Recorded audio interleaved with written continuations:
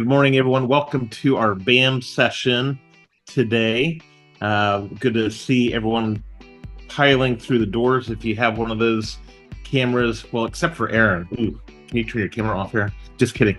If any of you have a camera, it's always nice to see your bright, shiny faces on these Monday mornings and just to know that we actually have real people out there.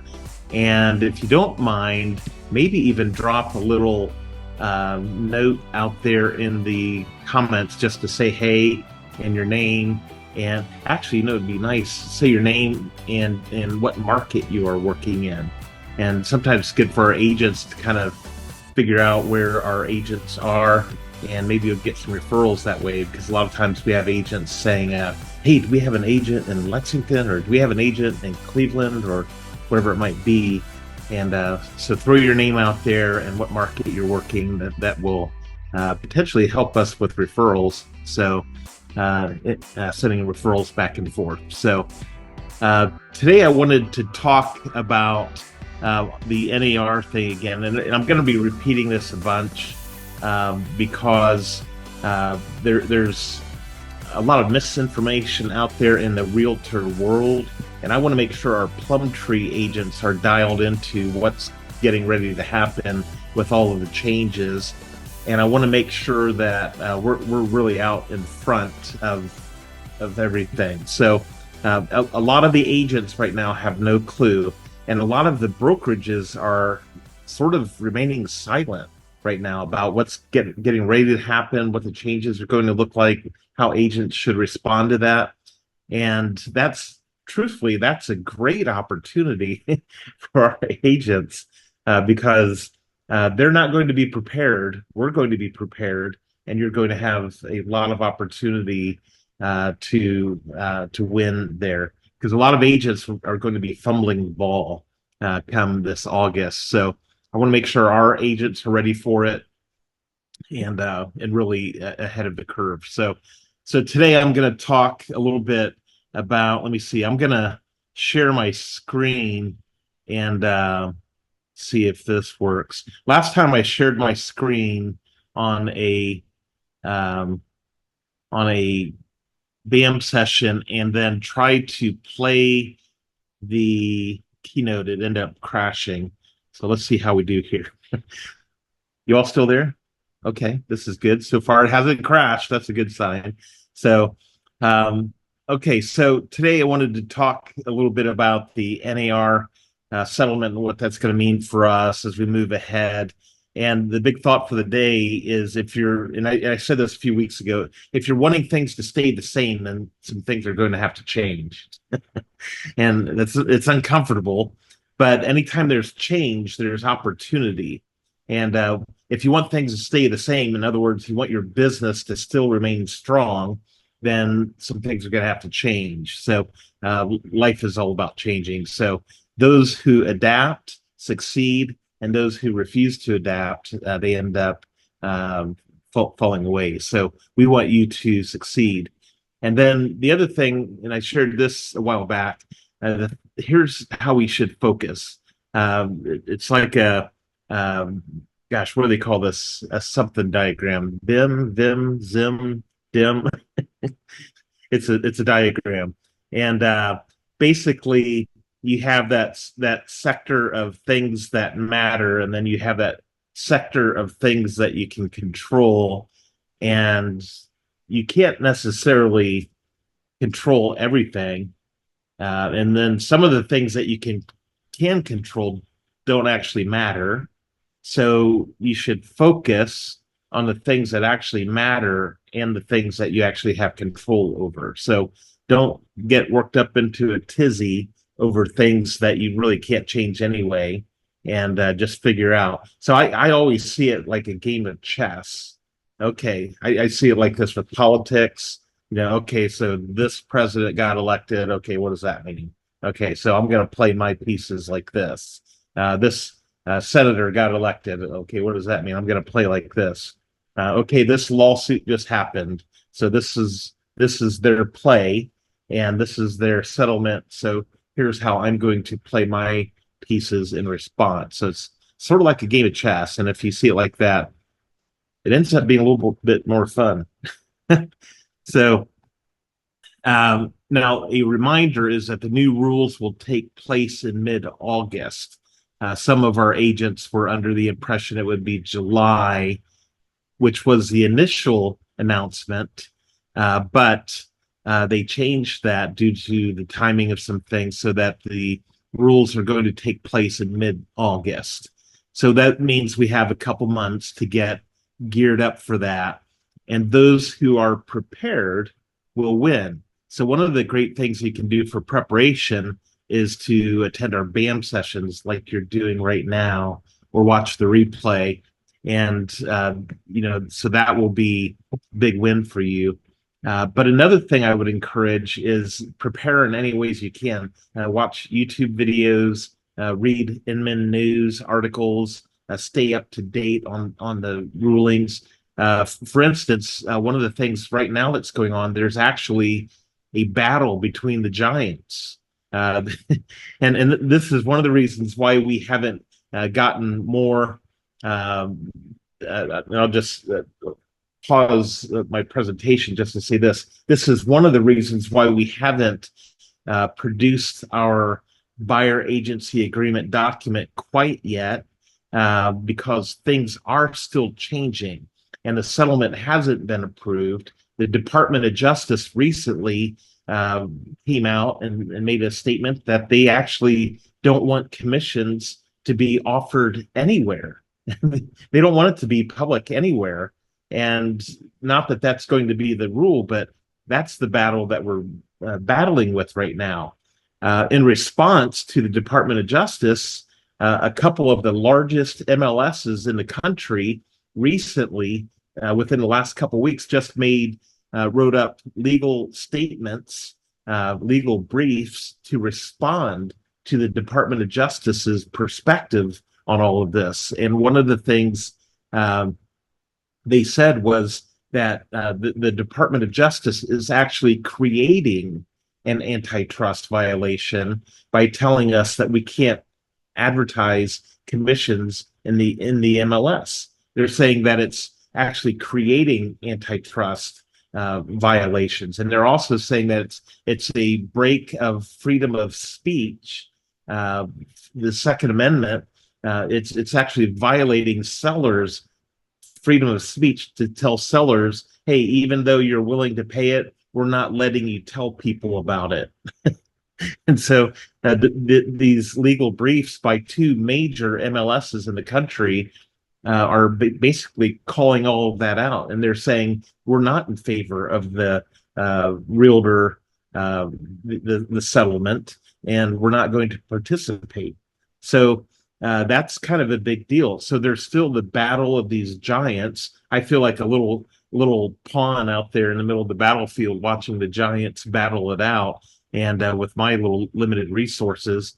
But there's organizations with big resources that are not standing for it. So anyways, because of all that, that's why we haven't rolled out our documentation on this quite yet, because I wanted to get a little bit closer to that.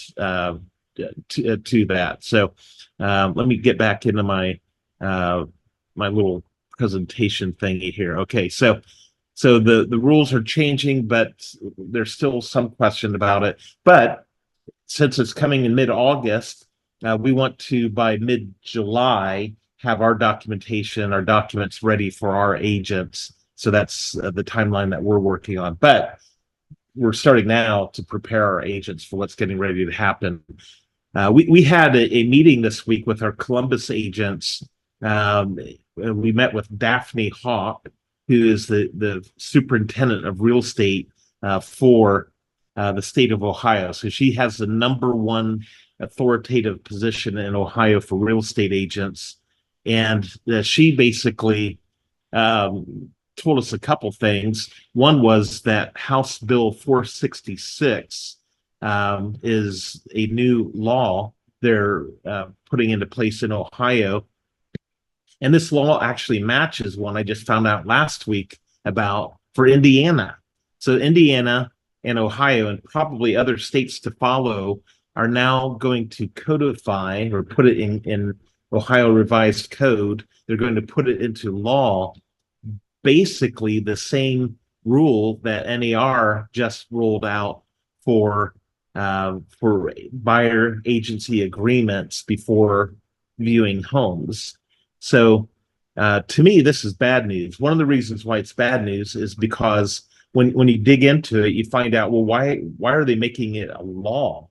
Like, it's one thing to have a rule, but why are they making it a law? And the reason why they're making it a law is because they want agents to, regardless of whether they're a realtor or just a real estate agent in Ohio, they want them all to have the same rules. So, and you have to ask, well, why would the state want that? And the reason is because the Ohio, so yeah, Aaron, that's right, money. There's a flow of money, and the money is going from the Ohio Association of Realtors to the state legislators, and they're and that's not to say it's in proper flow of money, but it is lobbying money that they're sending that way. So what the National Association of Realtors quickly figured out was that there was going to be a mass exodus of real estate agents from NAR to just becoming independent. Now, that's been on my mind. How can we get out of NAR? I don't want to have to do this. So in order to make sure that they're not leaving the NAR and OAR because of these new rules, they're putting it into law. So all agents will have to follow the NAR's rules, regardless of whether they're in the Realtor Association or not. I find that to be dreadful. And that just seems to me like further antitrust violations. But they're putting it into law. So oh my gosh. It makes me my stomach turn, but it's also good. Okay. Here's the good side of it. A couple things. One is everybody's going to be doing it. So if there's an independent agent out there who's not a realtor, they're not going to be gobbling up the business because everyone's they're doing it differently than what realtors are. So it does level the playing field. So okay, that's fine.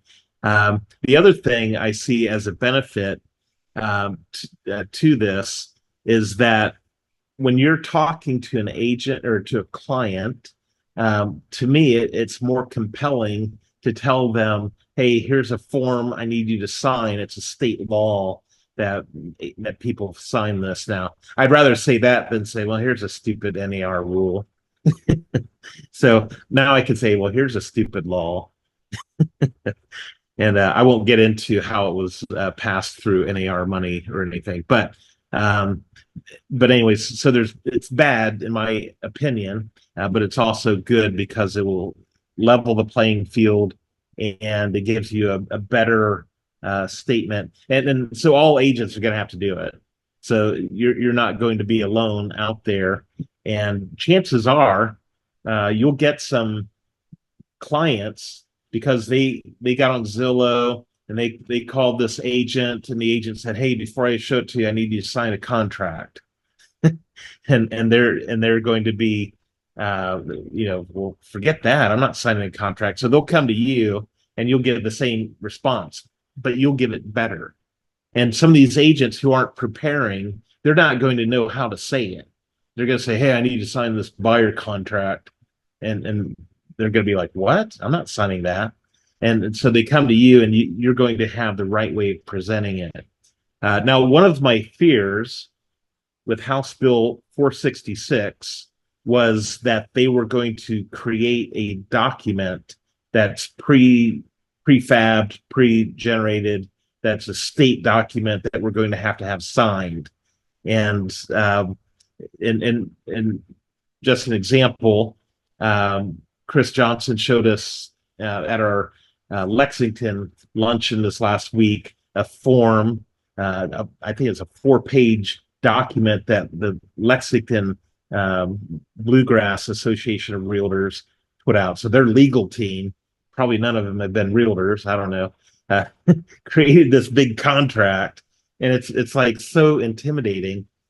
Show them this big contract before we show a house. I need you to sign this 4-page contract. It blows my mind that that's how some people are taking this. And I was afraid when I heard Daphne talking about the House Bill 466 that the state was going to create one of these. I give this as an example. This is Ohio, but all the states are going to be following suit. So if you're in Kentucky, Indiana, Florida, this is where it's all going. So be ready. But what I found out when I dug into House Bill 466 is that the requirement is that the brokerage create this document. That's good. So we're going to have, and we've already had this as our plan. We have I don't know if you call it a dumbed down version of it, but it's going to be a one sheet, less intimidating, more relational, more commitment focused, cooperation focused, rather than legalese. People get scared when they're signing contracts. So we're making ours a lot different tone than what these other documents are. So that's another strategic advantage we're going to have over our competitors, because a lot of them are just going to take whatever's handed to them, these big contracts, and people are going to be scared of those. And ours is going to be a lot more user friendly, and that will give our agents an advantage. So, okay, so let me see here. All right, so let me walk you through just a couple strategies that I think are important for agents just to be thinking through these things. And I want you to be coming up with your own scripts. And as you're driving down the road, be thinking about how you're going to have these conversations with sellers and with buyers. When I'm working with sellers, here's how my conversation will go. I'll make sure the sellers understand that almost all buyers use an agent. And a lot of this is because of liability. A lot of this is because they're scared to death. And you'll hear people say, well, I never used an agent. I sold for sale by owner. I did. Okay, that's great. Welcome to the top 3%. You're a genius. But 97% of people use legal means, like through agents, to help them through this process. So almost all buyers use an agent, but almost no buyers have the cash up front to front the money for an agent, in addition to closing costs and down payment. So what the sellers need to understand is almost nobody has that money on the buying side. And it's important to help sellers to understand, do you understand the buyers are the ones who pay all the commissions? So just a clarifying moment here, they're the ones paying it with their loan. So where are you getting the $400,000 to pay the commissions? You're getting it from the buyer. So don't feel like you're being robbed. Understand, when you're participating, you're teaming up with them, you're creating a process to expedite the sale of your home. And we've been doing it for decades, and it's working quite nicely. So then, after having that discussion, I would say, okay, so how much of the market are you willing to eliminate? If almost all buyers are using an agent, and you're saying you don't want to pay an agent, are you willing to eliminate 90% of the market? For example, let's just say you only wanted cash buyers, and you put that in the MLS. I only want cash buyers for this home. Okay, well, what percentage of the market are you eliminating by that? Okay, so if you're eliminating 90% of the market, do you think you're going to get more money for your home, or are you going to get less money for your home? Well, obviously, you're going to get less money for your home. So if you're creating a strategy here with commissions that's going to bring in 100% of the market will have the option of buying your home, that's obviously going to raise the value of your home. You'll be able to get more money for it. which in turn lets you pay the commissions. So, and personally, I've always turned down listings if they ever try to offer less than 2% to a buyer's agent. I don't know how you've done your business, but I don't take a listing. If they say, "Oh, I 1% tops, I'm not paying more than that," I said, "Okay, well, sounds like we're probably not a good fit." And so I've been doing that over the decades that I've been in the business. So I don't really see it to be much of a difference. If they're not willing to, pay a commission, and I would say at least 2%, because 70% of homes that have less than 2% end up never selling. So, Mr. Seller, are you wanting to list it, or are you wanting to sell it? We can list it all day long, but I think the whole purpose of listing is to sell it, right? Does that make sense? So that's the way I would present that. Um, okay, so then when I'm working with buyers, let's talk about that buyer's agency consultation. And I would say, first thing, I wouldn't call it a buyer's agency consultation. Some agents are out there and they've been doing that for a long time. I would say, as you're setting this up, this conversation, I would say, hey, can we have a buyer strategy session? Because it's a crazy market, and I want to make sure that you are successful in obtaining that home of your dreams. And so it helps if we can sit down, grab coffee, and talk about it.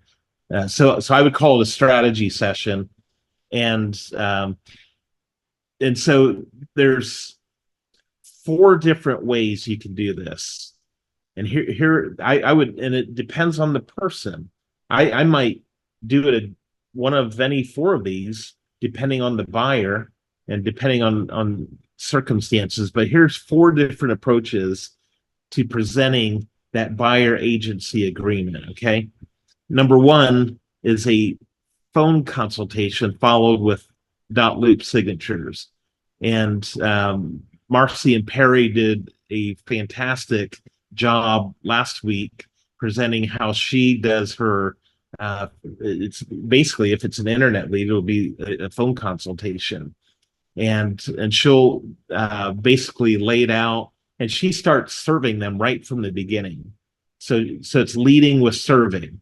So calling them up, get an internet lead, calling them up. Okay, let me ask you, I really want to help you. What are you looking for on your purchase? What's your time frame look like? What's your what's causing you to want to buy? Are you being relocated, or is this for an investment property?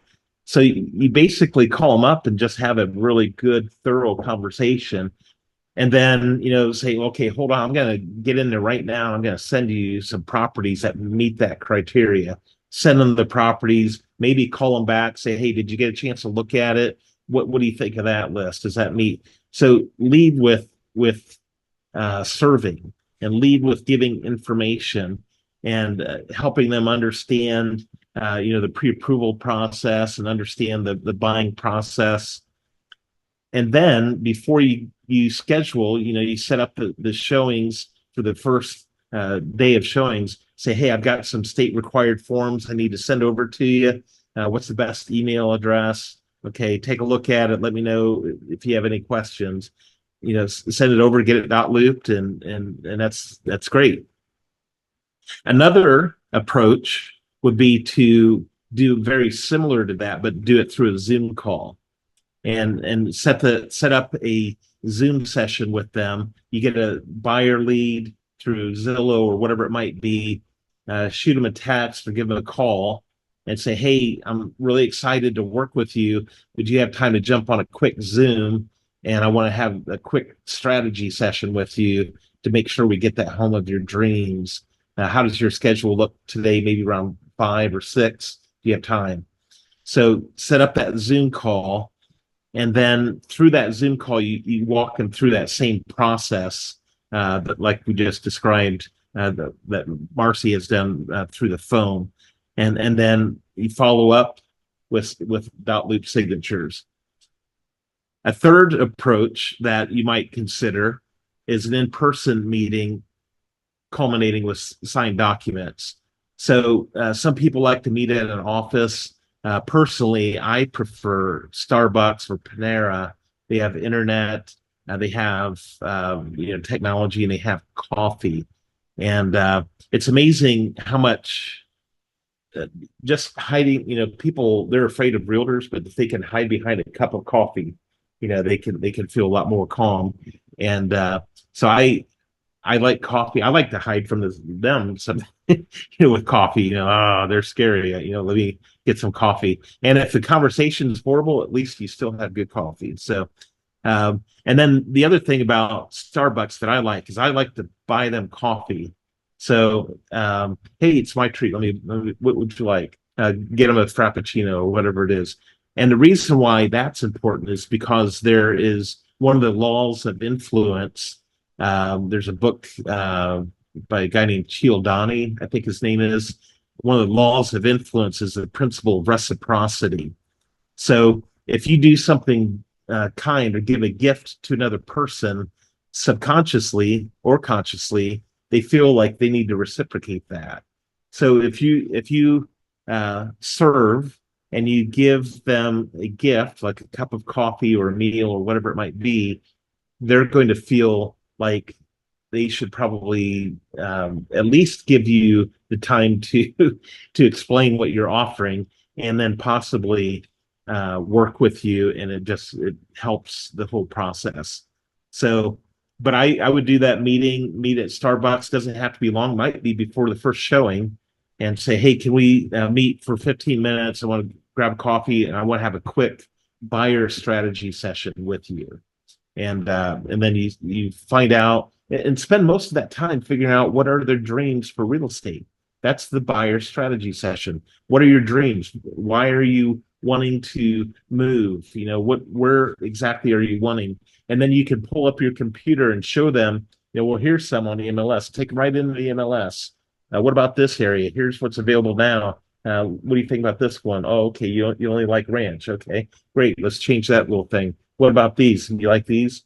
And so you can spend most of the time really digging into what their desires are, and then at the end you can pull together with those signed documents. And the fourth category then or approach is a touring agreement followed up with a strategy session, which culminates with signed documents.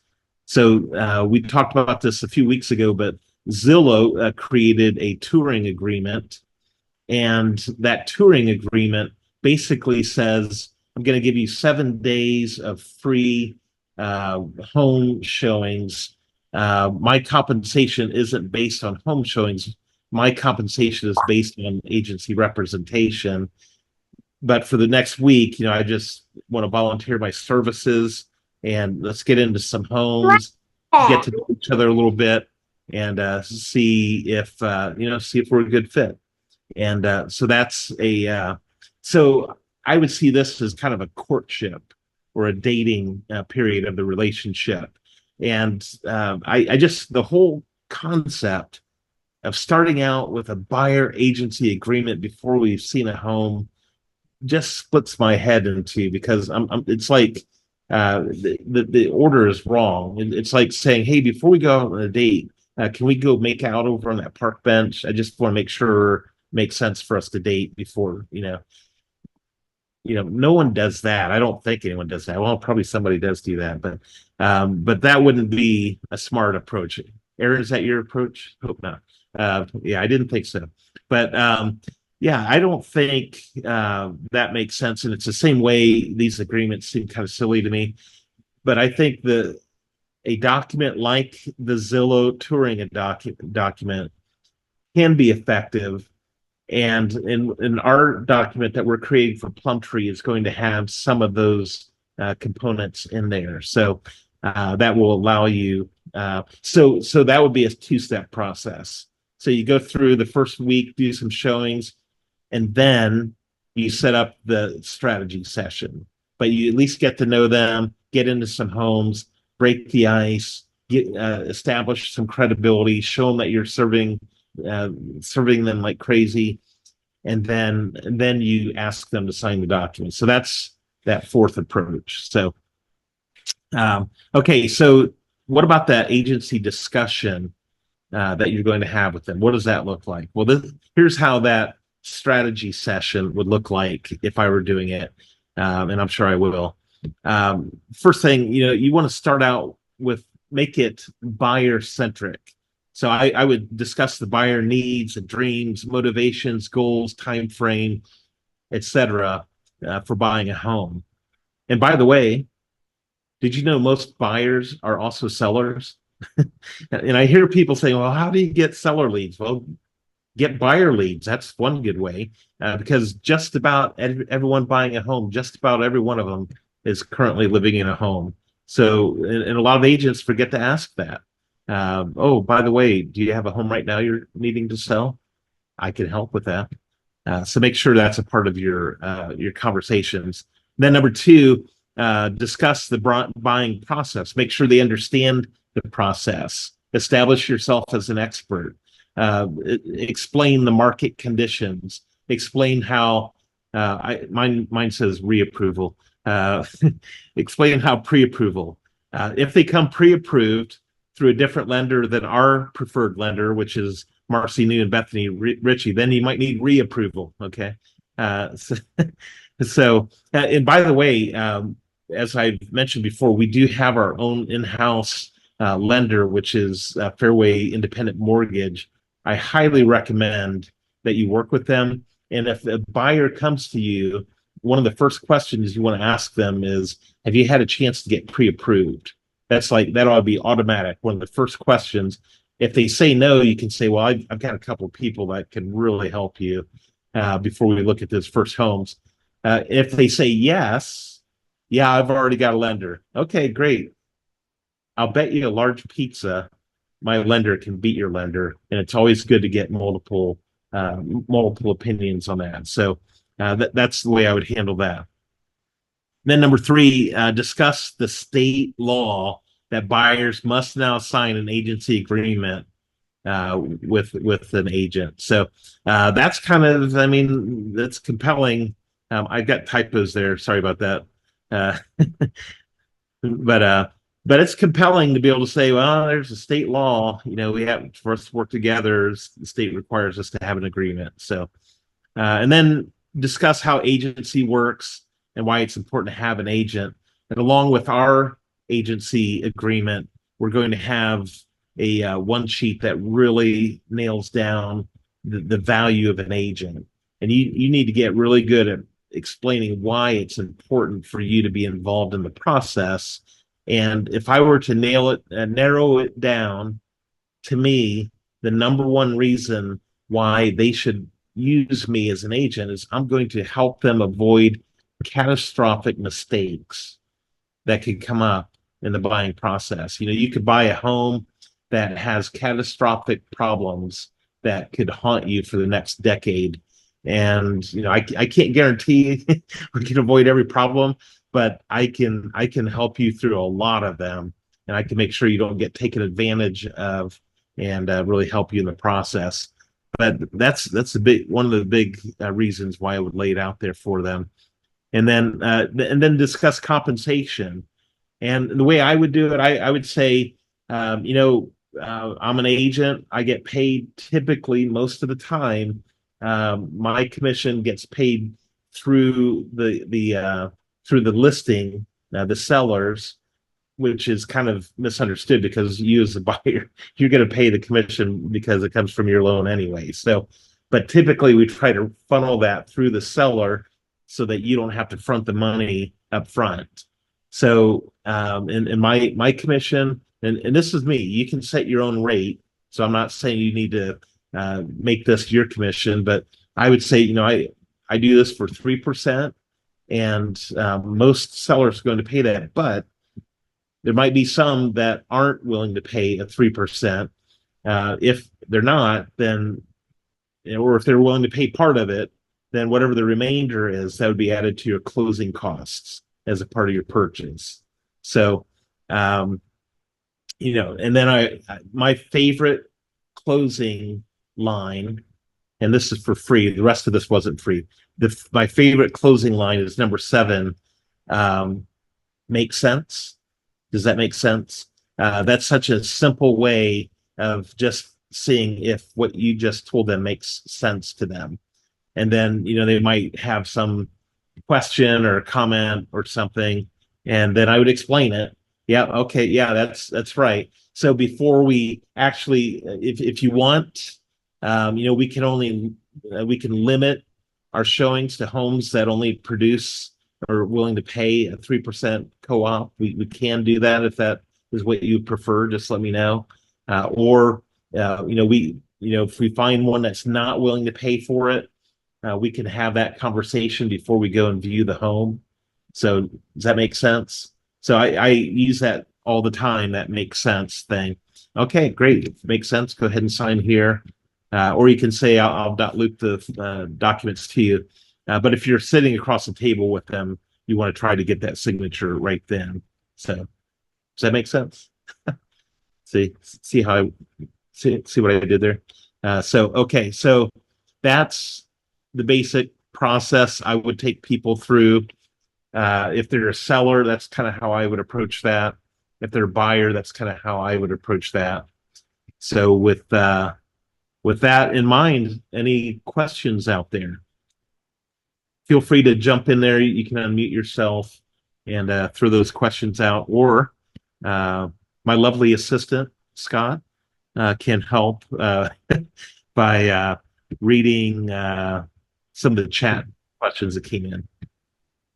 Yeah, one question that came up was, I thought we had to have it signed before we could go show a home. And how are we protected if we don't sign it before showing?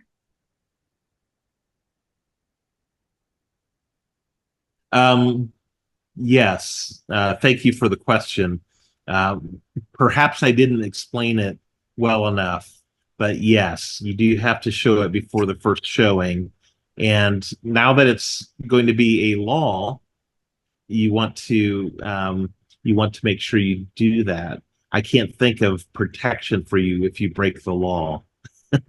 So make sure you do that the way that the state is requiring.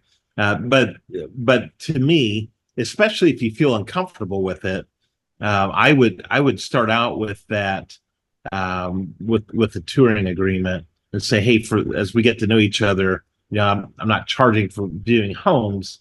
My pay tends to come from representation and writing contracts and things like that. So this week, my services are free. So until we write a contract. So that's the way I approach that. So does that make sense?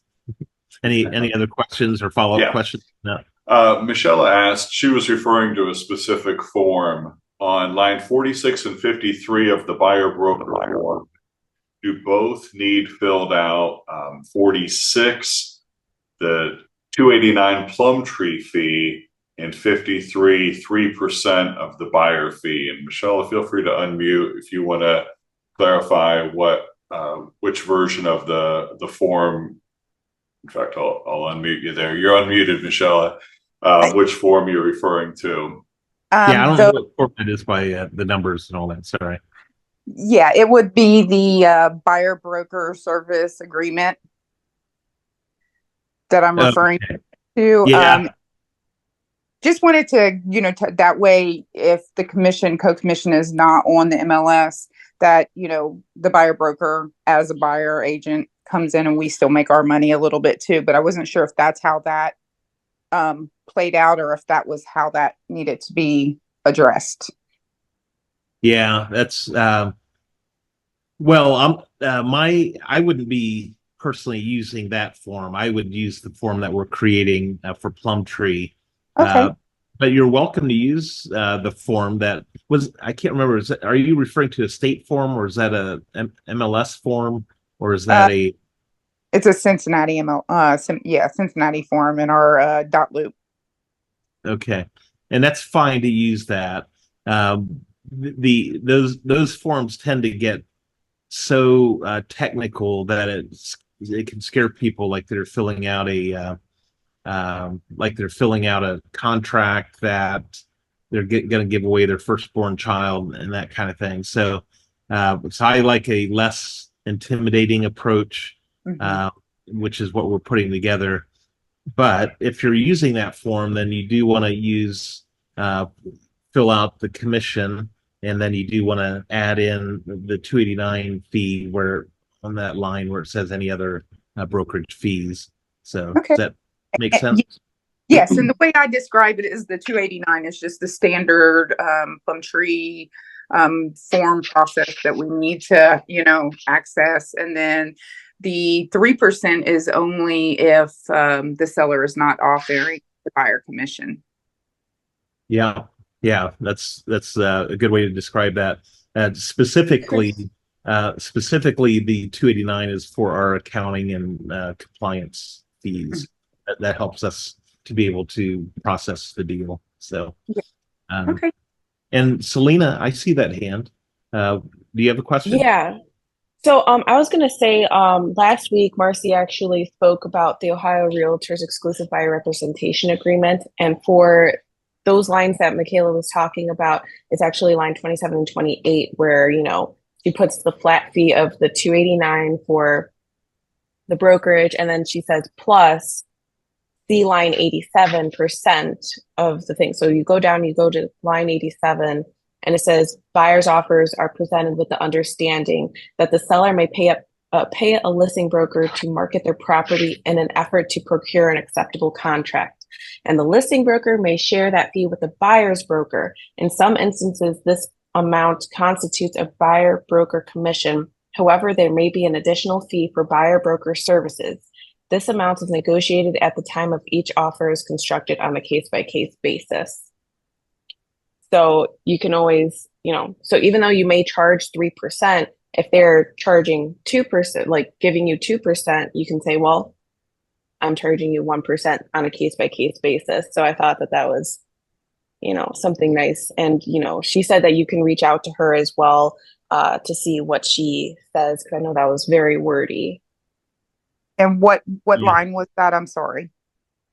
So this is for the Ohio Realtors Exclusive Buyer Agency Agreement. So the compensation is on lines 27 to 28. And then you will add the additional provisions on line 87 through 90. Awesome. Thank you so much. Yeah, no problem. I'm trying to think if is the state OAR form, Selena or Scott or anyone. Do you know if that is in our dot loop in the templates? Yeah, it's in the dot loop. Okay. So so Michelle and others, I think the state one might be better. The one that Selena just referred to, that's the state OAR form. I think that might be a better document than the one that the Cincinnati MLS has thrown up there. So cool. Any other thoughts, questions, comments? Eric had a question. Is Plum Tree creating a form stating what the seller is offering for a co-op commission? I assume this is if it's not on the MLS, are we going to have a disclosure form? Well, it'll be in the listing. I'm trying to think about. No, they'll probably take that out. I don't know what their thought is about the listing contract. Do you know about that, Scott? If they're changing the listing contract to say anything about commissions?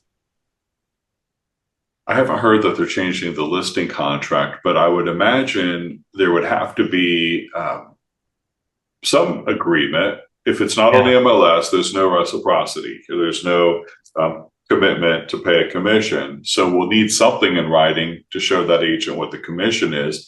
So let's say the listing says they're offering 3%. We can't put it on the MLS. There needs to be some written way to guarantee the commission to the buyer's agent. So it would make sense we either do an addendum to the contract, we write it in the contract, or we have a form.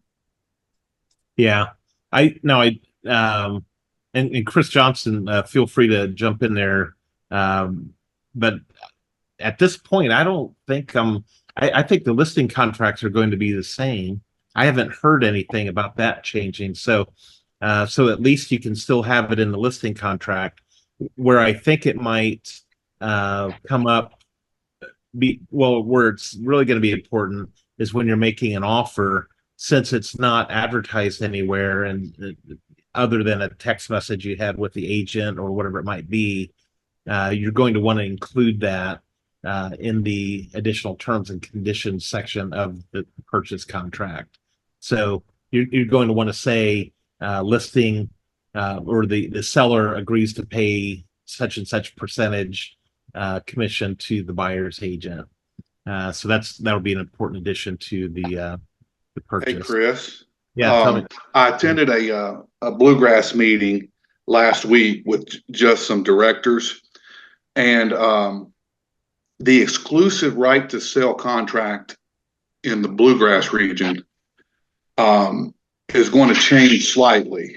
There used to be a spot just to state what the total percent was, of course, that you're charging, and how much they were cooperating on a buyer agent's end.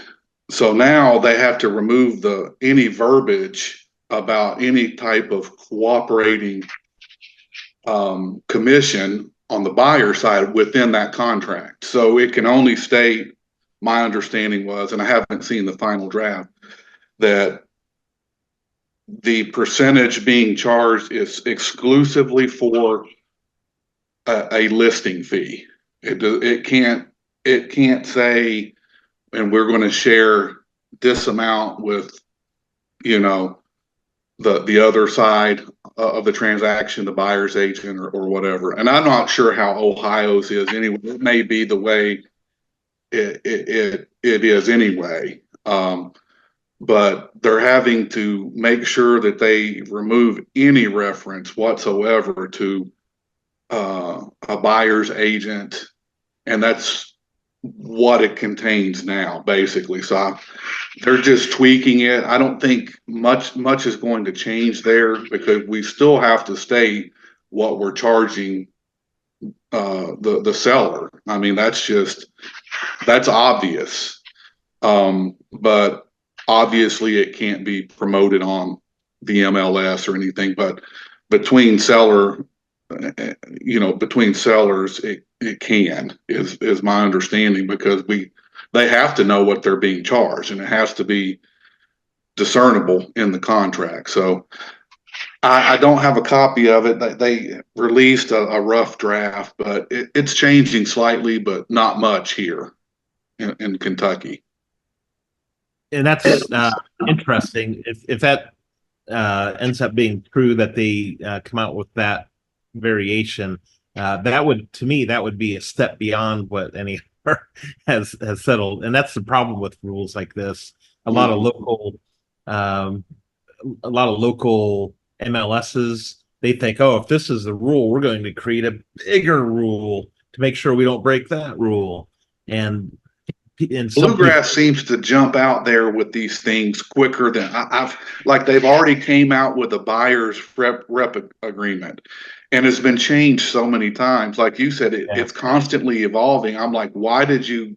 Now everybody's up in arms, 4-page contract, that they seem to be aggressive. None of the other markets, I've called Northern Kentucky, Louisville, and they're like, no, we're just holding on. We're waiting.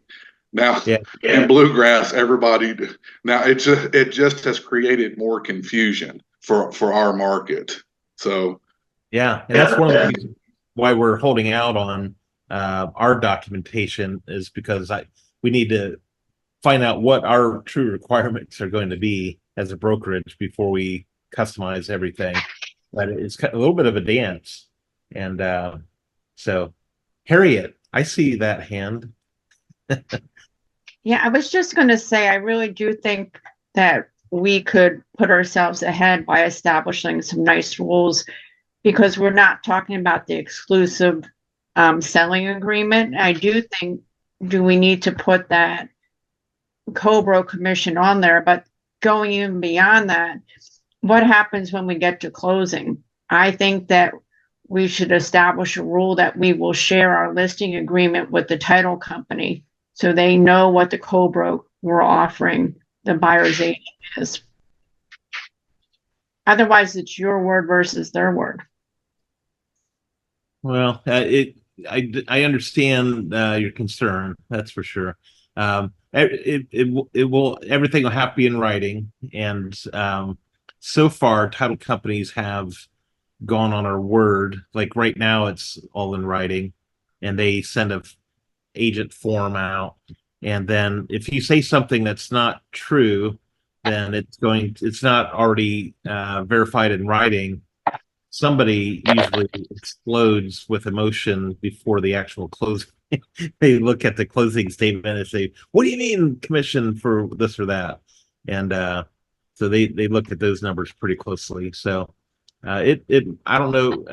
I don't know if we need a company rule on that, but it would maybe best practice for an agent's business is to go ahead and send it. And let them see that. I don't know if there would be a problem with that. So, but it will be there will probably be some additional steps that will come into the process as all this unfolds over the next 6 to 12 months. So, any other I was thoughts? just gonna say that I always send the agent printout where it states the buyer's agent commission to the title company anyway. So I think, an email that states it, you can just send it over as well. Well, and that's a good point, and it made me reminded me that you will have it in the purchase contract. It will likely be in the purchase contract what the commission is. So, and title company generally asks for that as well. So, any other thoughts or questions? Yeah, one question that came up is how do we handle commission bonus deals from a builder that's offering a incentive like a 6 or 8% commission incentive? We've already filled out the buyer agreement at 3%. Are we capped at that, or can we revise the buyer agreement at that point? Well, it's okay. So the idea is that it cannot be that you have to write into the buyer's agency agreement what your compensation will be, and there's a bit of debate on whether that can be modified or not. However, contract law, and I'm not an attorney, so nothing I say should be construed to be legal advice. But contract law, as I know it, contracts are made to be broken or to be amended. So not broken; contracts are made to be amended, and I can't think of a legal reason why that could not be modified by an amendment, by an addendum, saying, "Hey, we originally agreed to this. Now we're looking at new construction, and some of those offer this higher amount, so we will agree to let that go up to that amount." But that's my non-legal expert input on that. Scott, do you have any, or Chris, do you have any other thoughts about that? My thought was that there could be a agreement to revise the commission that was on the original buyer agreement. Yeah, I can tell you what the attorney said during the buyer's agreement, the new buyer's agreement class that I attended. He said yes. And again, don't take my words as attorney's advice. I'm telling you what the Bluegrass attorney said. He said, well, in that case, just change the agreement prior to submitting the offer for a particular property. So I don't know how much weight that actually holds, or if it's going to change, but that would require us obviously making sure we stay on top of. It's a mess because you're showing all these different houses, and then which one are you going to buy? You changed to new construction, but he said yes, just you could change it before entering into the contract. And that makes sense. That makes sense. What doesn't make sense is to create a rule that says you have to establish a cap on your commission before you've shown the first home. That doesn't make sense. It makes sense that it should be able to be modified. And it would not make sense to create a document that cannot be modified prior to the first showing. So you all heard it today, Chris Johnson's legal advice. So make sure we've got it recorded. No, but I'm glad that you're I'm glad everyone's looking into this and listening and learning and hearing what's the expertise out there in the field. So other thoughts or questions, comments? A couple of questions came up about wrapping it into the loan. And my experience, or from my understanding, is they're not creating loan products yet, or the current loan products don't allow buyer's agent commission to be financed. But of course, you can build it into the price. So you offer a little bit more for the house, and you offer commission for the agent, just like we used to a closing cost. Yeah, that's a good answer. And my way of answering that is the only way to build it into the loan is for the seller to pay the buyer's commission, and then it's built into. So that has to be the request of the sellers, and that should be a part of the contract, the purchase contract. So, Selena. Oh, Scott, did you have another? No, go ahead. Selena. Sorry. So I do have another question. So when you're talking about the agency discussion outline, you go to discuss compensation, and in that part, do you also talk about, how much money they need for down payment, closing costs, any prepaid items, as well as the commission? They're the 4 pieces of money. Yeah. I'm not a loan officer, so I wouldn't go into too much detail on that, but I would give them a general ballpark. For instance, and I know this because I was a loan officer, but I would say if they ask what their closing costs are going to be, I would say, well, you're going to have, if you're putting 10% down, that's going to be this amount, or 20%, whatever those numbers might be. And then typically your loan fees are going to be around $3,500 or so. And that's the way I would package it. But as you know, there's a lot of variables on what that the loan costs are going to be. So I would say call your loan officer and find out what their closing costs are. And then now, and sometimes I've been in a deal where their loan officer is charging $12,000 or something, and I'll say I would recommend that you go with a loan officer who can get it done for $3,500, because you'll find loan officers all day long that can do that. And so that would be my strategy. Absolutely. And I wouldn't go into too much detail, because then you can kind of get into trouble on the other end of it. So. No, right. I just thought because, some people, they're like, oh, I have this much money and I'm going to put this much money towards, down payment and closing costs. And then they totally forget the whole part about, having to pay for the different kinds of inspections, the appraisals, everything else that, that comes with it. I think that's all. And that could be definitely, that gives great purpose to your buyer strategy session, is to present all that. And so then it's not just, hey, can I meet with you for coffees and tell you how much I charge? You're actually helping them to get their head around the whole process. So I think that's really good that you're thinking in terms of all of those details. So,